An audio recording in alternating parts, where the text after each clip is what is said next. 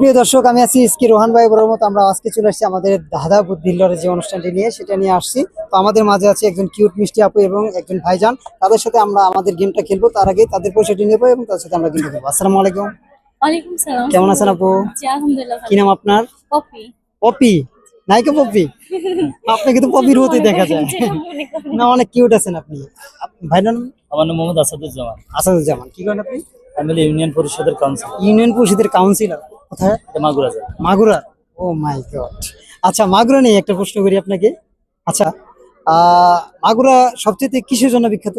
শাকসবজি তরকারি। শাক সবজি তরকারি এর জন্য বিখ্যাত, আর কিসের জন্য না? না আমি তো জানি যে মাস্টার বিপিন মর্তজা ওনার জন্য বেশি বিখ্যাত। না, এটা না? মাগুরা জেলা যদি বিখ্যাত হয় তো আমাদের যেটা আছে এর জন্য, তো মাশরাফি বা সাকিব আল হাসানের জন্য কেন বিখ্যাত হবে? আচ্ছা, যাই হোক, ভাইজানের গুরুত্বপূর্ণ একটা কথা আমরা শুনে নিলাম। আসলে শাক সবজি এবং তরকারি এর জন্য মাগুরা বিখ্যাত। যাই হোক, আপনাদেরকে আমরা 5টা কোশ্চেন করবো, 3টা সঠিক উত্তর দিতে পারলে ছোট্ট একটা গিফট থাকবে। রাজি? কনফিডেন্স ভাইয়া? জি ভালো। আচ্ছা, আপনাদেরকে আজকে আমাদের বাংলাদেশের যত নায়ক নায়িকা আছে তাদেরকে নিয়ে প্রশ্ন করবো, ঠিক আছে? প্রথম প্রশ্ন, বাংলাদেশের কোন নায়িকা সেলাই মেশিন চালিয়ে বড়লোক হয়ে যেত? এই যে শাবানা। শাবানা? ও মাই গড, রাইট অ্যান্সার। আমরা যাব পরের প্রশ্নে। বাংলাদেশের সেরা জনপ্রিয় সুদর্শন পুরুষ কে? এডলব খান, শাকিব খান নাকি আমি? কোনটা? এডলব খান? শিওর? শিওর। না, ওনাকে তো বরখাস্ত করে দিছে।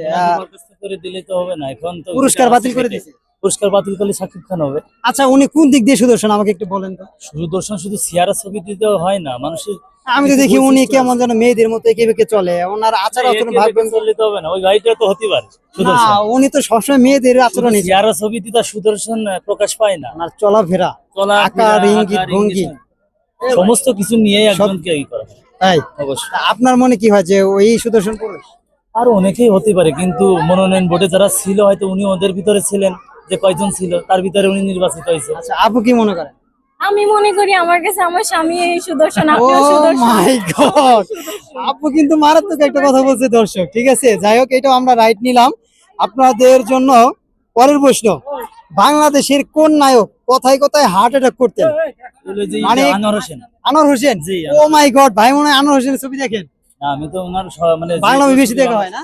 না, বাংলা মুভি ছোট থেকে তো বাংলাদেশে যেহেতু বসবাস করি, এই মুভিগুলো দেখে অন্য মুভি দেখে মানে। আচ্ছা দর্শক, এটা হচ্ছে আমাদের বাংলাদেশের জনপ্রিয় একজন নায়ক। উনি নায়ক ছিলেন, এখন বাবার ক্যারেক্টার করে।